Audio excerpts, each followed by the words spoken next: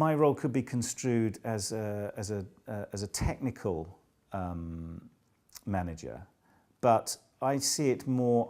I see my job much more as a people manager. It's making sure that all the various departments, lighting, sound, props, set, costumes, etc., have the tools and the resources to realise the design. A lot of that obviously is to do with money and distribution of money and ensuring that we work to a budget. In the early days, I will meet with the producer. The producer will talk to me about the finance of the show, how much we want to spend, where the theatre is. Then I'll be working closely with the designer, sometimes at an early stage of the design. I prefer that because if you're working with a designer as the design is being put together, then one can have an input into that process. I can say to a designer, if we do it that way, it's going to be really expensive. If we do it this way, maybe we've got a chance of it actually happening rather than having to change the concept. Sometimes more creative ideas come out of restriction rather than having no boundaries at all. It's nice to be involved in that early design stage because there's an element of creativity in the role. The third stage is when we actually put it into the theatre itself. When we bring all the scenery, the props, furniture, costumes, etc., into the building, and that stage, that's when it really gets where we start getting very busy and we start doing long hours. We do technical rehearsals, we do dress rehearsals, and then we open to the public with the first preview, and then we get to press night, and the show is open and the press review, and it's either a hit or a miss. My job then tails off quite considerably, although I'm still involved once the show is running in the West End, to some extent in just maintaining it, making sure that it's still up to scratch, it still looks as good as it should do. I love working with the people I work with, and they're a very varied bunch, and it's, as I say, one works with lots of different people, although there tends to be within the West End a kind of a group of people that you work with time and time again. The great thing is you never, although one splits one's time up into those various areas, the end result is always different, which is always interesting. You know, no show is the same as another.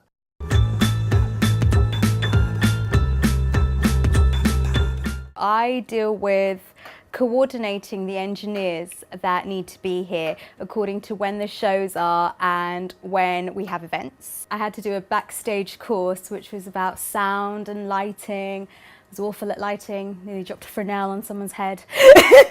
Got involved with the Arts Council on the administration side and running events, and with that agency they said English National Opera. You have to be very organised and you have to like coordinating things, and that's what I do in my spare time anyway. Working in maintenance you get to know everybody and every department and see how it runs. So even though you think that you're just doing data entry, you're not. You're actually absorbing a lot more of what goes on within the company.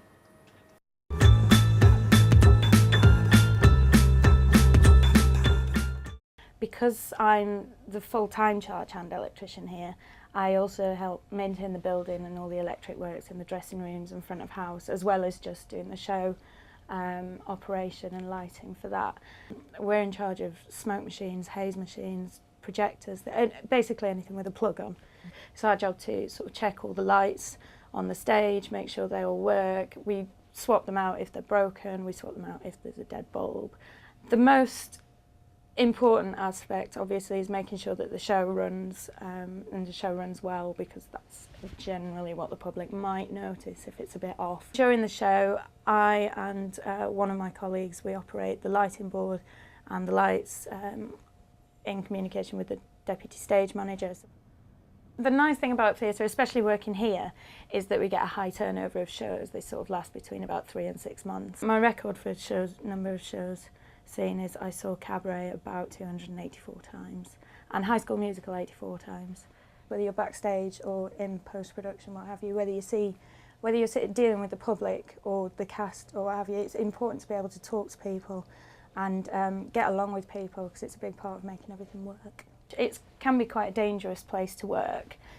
Just there's a lot of electricity, like a lot of things that can go wrong. There's a lot of lights, a lot of set pieces that weigh sort of tons and stuff like that. So it's just the team aspect of, like, you can't solely be about working for yourself. You have to look out for everybody else, and you have to be willing to have the mickey taken out of you quite a lot as well.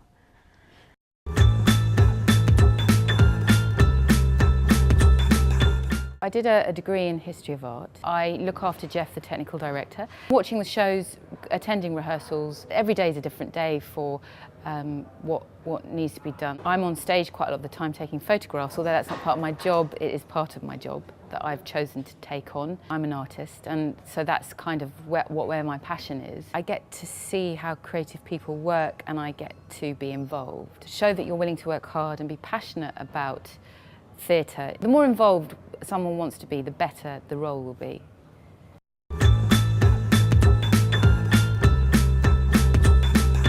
I trained as a sculptor originally. I then went on and worked as a casual at a repertory theatre, and I just basically worked my way through from casual staff to assistant stage management, deputy stage management. I then became a technical stage manager. All of it's interrelated. All of the things that I do, and from the very early days, I still do today. From the sculpture side, understanding props, production management, lighting, sound, logistics, touring, it's all still there, and all of it is relevant. We have 140 full-time technical staff across those departments. That's also supported by a number of people, agency staff and casuals. The most surprising thing about my job is the sheer volume of work that we produce. We have 3 shows live at any time, and we'll do a performance in the evening, we'll turn around overnight, we'll do rehearsal in the morning, turn around in the afternoon for a new performance that evening. We just rely very, very heavily on all of the staff to do that successfully, and it's always a surprise that we succeed in doing it.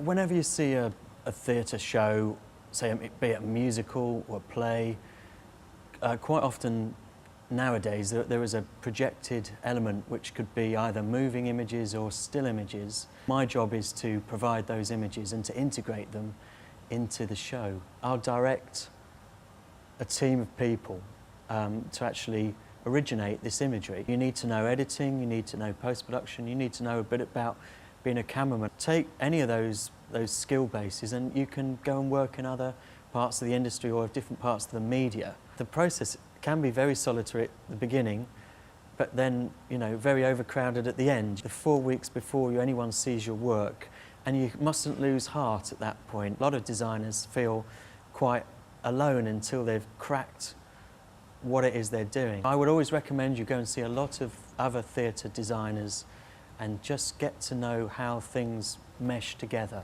The fringe venues provide that background, and you get in there and you just have, you know, you have limited resources, but that doesn't stop your unlimited imagination and what you can do with them. That's where you get good, is using sparse amounts of equipment, but using it in the most clever ways, you know, and mathematically working out how many scenes you can get out of 5 lights, or how your one projector can be used 20 different times.